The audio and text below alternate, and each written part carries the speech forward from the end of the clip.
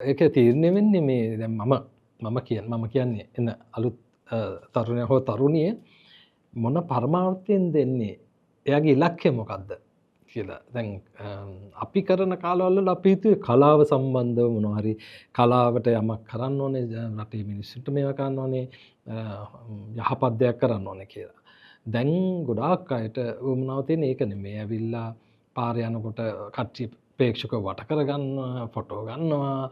ඊට පස්සේ හැබැයි ඒගොල්ලන්ට අවස්ථාවලුත් තියෙනවා. දැන් ඒගොල්ලන්ගේ ජීවිතය පැරණි කලාකරුවන්ට වඩා වේගයෙන් ඒගොල්ලෝ මේ ආර්ථික වශයෙන් නම් ශක්තිමත් වෙනවා පේනවා. ඒගොල්ලෝ අය කිරීම විශාලයි. ඒ ගණන් දෙන්න ලෑස්ති. ඒ අදාළ විශේෂයෙන්ම ටෙලි නාට්‍ය නිර්මාණකරුවන්. සහ ඒගොල්ලෝ තව වෙන වෙන අතුරු ව්‍යාපාරවලත් යෙදෙනවා බොහොම ඉක්මනින්. ඊට පස්සේ ඇවිල්ලා ඉතින් ඒගොල්ලෝගේ අරමුණත් එක්ක මං හිතන්නේ ඒගොල්ලෝ හිතන විදිහට ඒගොල්ලෝ සාර්ථකයි. නමුත් අපි කලාකරුවෝ ගැන විදිහට හිතුවොත් ඔය කියන తాවකාලික ගමන විතරයි තියෙන්නේ.